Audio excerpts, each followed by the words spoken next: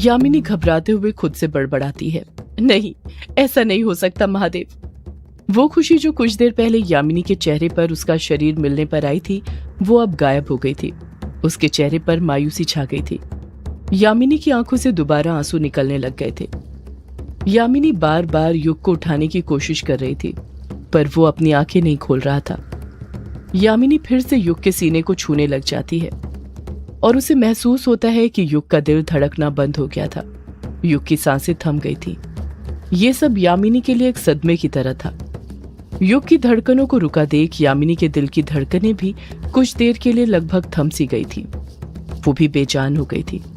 देखते ही देखते युग का बेजान शरीर ठीक उस तरह नीचे गिरने लग जाता है जिस तरह कुछ देर पहले शालिनी का शरीर गिरा था।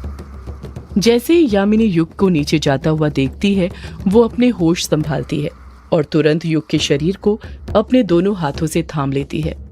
वो युग को अपनी बाहों में भर लेती है, उसके बदन को कसकर अपने बदन से सटा लेती है। इस वक्त यामिनी ने अपने दोनों हाथों से युग को कसकर पकड़कर रखा हुआ था और उसका चेहरा युग के चेहरे के सामने था। युग को देखते हुए यामिनी मन ही मन सोचने लग जाती है, नहीं युग बाबू, मैं आपको कुछ नहीं होने दूंगी। आपकी यामिनी आपको कुछ नहीं होने देगी। आपने मुझे नया जीवन दिया है, मैं आपको ऐसे मरने नहीं दे सकती हूँ। मैं आपको कुछ नहीं होने दूंगी। अगले ही पल यामिनी अपने चेहरे को युग के चेहरे के और करीब ले जाती है और अपने गुलाबी होठों से युग के होठों को चूमने लग जाती है। यामिनी अपने होठों से युग को ऑक्सीजन देने की कोशिश कर रही थी। यामिनी युग को चूमते हुए प्रेम की गहराई में खो गई थी, उस प्रेम की गहराई में जिसमें हर प्रेमी डूबना चाहता है। उनके चारों तरफ ढेर सारी मछलियां आ गई थीं, जो एक सर्कल बनाकर उन दोनों के चारों तरफ घूम रही थी। ऐसा लग रहा था जैसे वो मछलियां भी उनके प्रेम का अभिवादन कर रही थी।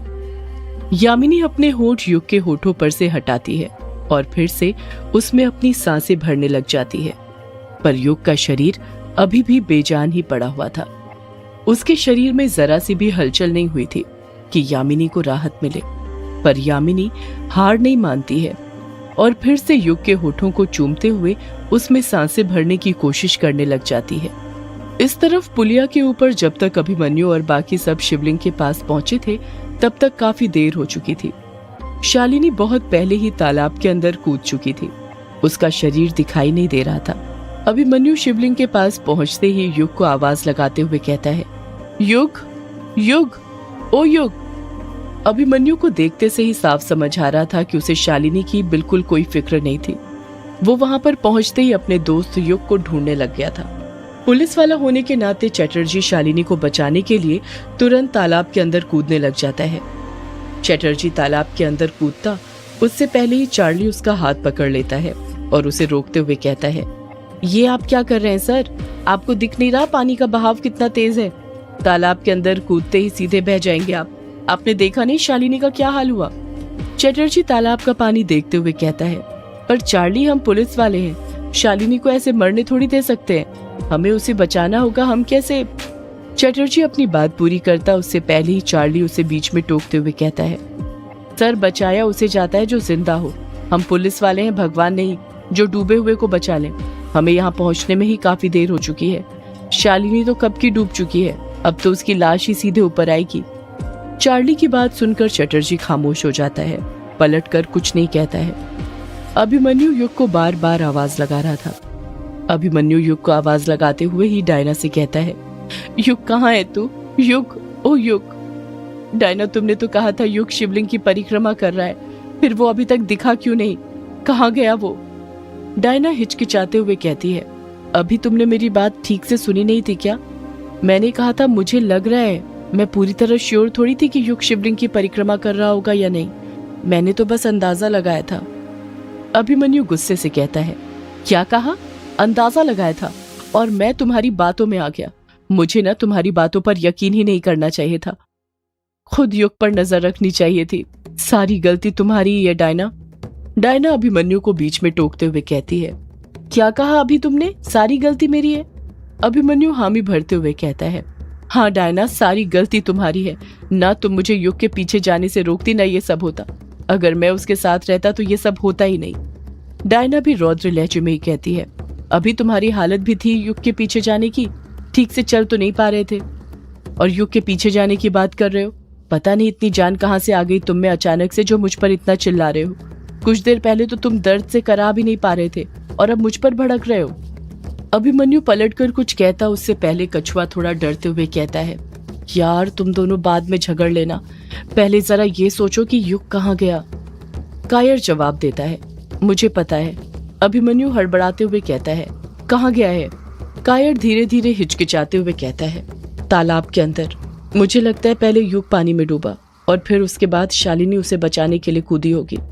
कछुआ बोल पड़ता है, पर युग क्यों पानी में कूदेगा। कायर कहता है, तुमने युग को देखा नहीं था क्या। उस पर यामिनी को ढूंढने का कैसा पागलपन सवार था। और जब इंसान पर पागलपन सवार होता है तो उसका दिमाग काम नहीं करता है, वो कुछ भी कर डालता है। यामिनी के ना मिलने के कारण ही वो फ्रस्ट्रेटेड हो गया होगा, जिस कारण पानी में कूद गया। अभिमन्यु कायर की बात से सहमत होते हुए खुद से बड़बड़ाते हुए कहता है, हाँ मुझे भी यही लगता है, युग जरूर तालाब में ही कूदा होगा। मैं युग को ऐसे डूबने नहीं दे सकता, मुझे युग को बचाना होगा युग को। इतना कहकर अभिमन्यु भी तालाब के अंदर छलांग लगाने के लिए आगे बढ़ने लग जाता है। अभिमन्यु तालाब में कूदता उससे पहले ही डायना उसे पकड़ लेती है और उस पर चिल्लाते हुए कहती है, अभी तुम पागल हो क्या, दिख नहीं रहा पानी का बहाव कितना तेज है। अभिमन्यु गुस्से से कहता है, छोड़ो मुझे डायना, छोड़ो। डायना अपनी बात पर अडिग रहते हुए कहती है, नहीं अभी, तुम कितना भी चीख लो चिल्ला लो पर मैं तुम्हें नहीं छोड़ने वाली। तुम्हें भले ही तुम्हारी जान की कोई चिंता ना हो पर मुझे है। डायना अभिमन्यु को पकड़े रहती है। अभिमन्यु भी डायना से अपने आप को छुड़ाने की कोशिश करते रहता है। इस तरफ पानी के अंदर युग ने अभी तक अपनी आंखें नहीं खोली थी। उसके दिल की धड़कनें अभी भी नहीं चल रही थी, थमी हुई थी। यामिनी ने अभी भी युग का शरीर अपने दोनों हाथों से कसकर पकड़ रखा था। यामिनी ने कई कोशिश करी थी युग को अपने मुंह से ऑक्सीजन देने की, उसके शरीर में वापस से जान फूंकने की, पर उसकी सारी कोशिशें नाकाम हो गई थी। वो बार बार अपने होठों से युग के मुंह में ऑक्सीजन देने की कोशिश कर रही थी, उसके होठों को लगातार चूमे जा रही थी। यामिनी रोते हुए कहती है, आंखें खोलिए युग बाबू, आंखें खोलिए, आपको कुछ नहीं हो सकता है युग बाबू, आंखें खोलिए। अचानक से यामिनी एकदम शांत हो जाती है। ऐसा लग रहा था जैसे उसने भी मान लिया था कि वो युग को खो चुकी थी। युग उससे बहुत दूर जा चुका था। यामिनी एकटक नजर से युग को देखने लग जाती है। देखते ही देखते उसके मन में न जाने क्या आता है। वो एक लंबी आह भरती है और फिर युग के होठों को चूमने लग जाती है। पर इस बार चूमते वक्त यामिनी सब कुछ भूल जाती है। उसके मन से युग को वापस जिंदा करने का ख्याल निकल जाता है। वो बस युग को आखिरी बार जी भर के चूमना चाहती थी। युग को चूमते हुए यामिनी एक अलग ही दुनिया में खो गई थी। उस दुनिया में जहां पर सिर्फ वो और युग थे। उसे प्यार भरे वो पल याद आने लग जाते हैं जो उसने युग के साथ बिताए थे। उसे उसकी और युग की पहली मुलाकात याद आती है, जब वो दोनों किश्नोई नदी के पास पहली बार मिले थे। उसने पहली बार युग को देखा था और उसे नदी पार करवाई थी। फिर दूसरी मुलाकात याद आती है, मछली बेचते वक्त की। ऐसे करके उसकी आंखों के सामने एक एक करके सारे पल गुजरने लग जाते हैं। उसके मन में सिर्फ वो पल नहीं चलते जो उसने यामिनी के रूप में बिताए थे, बल्कि वो पल भी गुजरते हैं जो उसने शालिनी के शरीर में रहते हुए युग के साथ बिताए थे। वो पल जब युग शालिनी के साथ यामिनी का जिक्र करता था, उसे बताता था कि वो यामिनी से कितना प्यार करता था। युग के साथ बिताए हुए सारे पलों को याद करते हुए ही यामिनी युग को चूमने में लगी हुई थी। ऐसा लग रहा था जैसे वो उन यादों में से प्रेम का रस निकालकर अपने होठों से युग के होठों को चूमकर उसे प्रेम का रस पिला रही हो। वो प्रेम का रस युग के लिए किसी अमृत से कम नहीं था। यामिनी बड़े प्रेम से युग को चूम ही रही थी कि तभी युग धीरे से अपनी आंखें खोल देता है। उसके दिल की धड़कनें वापस से चलने लग जाती हैं। उसका दिल फिर धड़कना शुरू कर देता है, पर यामिनी युग को चूमते ही रहती है। ऐसा लग रहा था वो जीवन भर युग को इसी तरह चूमते ही रहना चाहती थी, उससे दूर कहीं नहीं जाना चाहती थी। युग भी यामिनी को चूमते ही रहता है, अपने बदन में जरा सी भी हलचल नहीं करता है। युग और यामिनी दोनों एक दूसरे को चूमने में डूब गए थे। प्रेम अमृत और विष दोनों का काम करता है, और आज युग और यामिनी के प्रेम ने वो बात साबित कर दी थी, युग को फिर से जिंदा करके। यामिनी का प्रेम युग को मौत के मुंह से बाहर ले आया था। एक तरफ युग और यामिनी ने सच्चे प्रेम की एक नई मिसाल कायम करी थी, तो वहीं दूसरी तरफ अभिमन्यु और डायना अभी भी लड़े जा रहे थे। डायना ने अभी भी अभिमन्यु को पकड़ कर रखा हुआ था और अभिमन्यु अभी भी तालाब के अंदर कूदने की जिद कर रहा था। डायना के साथ ही कछुआ और कायर ने भी अब अभिमन्यु को पकड़ लिया था। अभिमन्यु गुस्से से डायना से कहता है, डायना मैं कहता हूँ छोड़ो मुझे युग को बचाने के लिए जाने दो। डायना भी गुस्से के साथ ही कहती है, नहीं अभी मैं तुम्हें तालाब में नहीं कूदने दूंगी। मुझे पता है तुम्हें युग के लिए मरने का बहुत शौक है, पर मैं तुम्हें ऐसा कभी नहीं करने दूंगी। कछुआ भी अभिमन्यु को समझाते हुए कहता है, अभिमन्यु तालाब में कूदने की जिद छोड़ दे। हम युग और शालिनी दोनों को ही खो चुके हैं, पर अब तुझे नहीं खो सकते। बाकी सब भी अभिमन्यु को समझाने की बहुत कोशिश कर रहे थे, पर अभिमन्यु था कि किसी की भी बात मान ही नहीं रहा था। उसे तालाब में कूदने का जुनून सवार हो गया था। उसे युग की चिंता खाए जा रही थी। सब लोग अभिमन्यु को समझाने में लगे ही हुए थे कि तभी चार्ली को तालाब में कुछ अजीब सी हलचल होते हुए दिखाई देती है। चार्ली अपने हाथ से तालाब की तरफ इशारा करते हुए कहता है, वो क्या हो रहा है? चार्ली के इशारा करते ही सब लोग उस ओर देखने लग जाते हैं। तालाब के पानी में अजीब सी हलचल होने लग जाती है। पानी के अंदर कई सारे बड़े बड़े बुलबुले बनने लग जाते हैं, जैसे पानी के अंदर कोई सांस लेने की कोशिश कर रहा हो। वो पानी के बुलबुले कई ज्यादा बड़े थे, इतने ज्यादा कि किसी का भी ध्यान अपनी ओर आकर्षित कर ले। कायर हैरानी के साथ कहता है, ये हो क्या रहा है? इतने बड़े बुलबुले? सब खामोश रहते हैं। किसी के पास भी कायर के सवाल का कुछ जवाब नहीं था। सब लोग उतने ही हैरान थे जितना इस वक्त कायर था।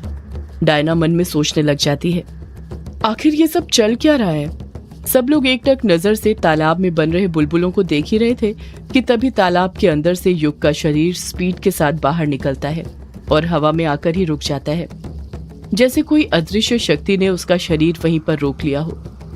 युग की आंखें बंद थी और उसका शरीर हवा में ही लटक रहा था। पानी के अंदर से बुलबुले बनना बंद हो गए थे। अभिमन्यु युग को देखते ही कहता है, युग युग। कछुए के मुंह से भी अपने आप निकल पड़ता है, ये तो युग। सब लोग युग को ऐसे देखकर दंग रह गए थे। सबके पैरों तले जमीन खिसक गई थी। किसी को अपनी आंखों पर यकीन नहीं हो रहा था। देखते ही देखते युग का शरीर हवा में उड़ते हुए ही पुल के ऊपर उसके दोस्तों के पास चले आता है और पुल पर ही धीरे से रखा जाता है। युग का शरीर जैसे ही पुल से टिकता है, युग झट से अपनी आंखें खोल लेता है।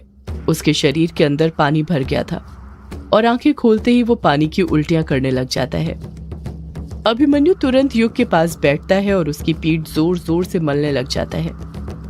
अभिमन्यु युग से हड़बड़ाहट के साथ पूछता है, तू ठीक है ना युग? डायना युग को देखते हुए मन में सोचती है, इतनी देर पानी में रहने के बाद आखिर ये जिंदा कैसे बच गया? मुझे तो लगा था अभी तक इसका खेल खत्म हो गया होगा। और ये शालिनी कहाँ पर है?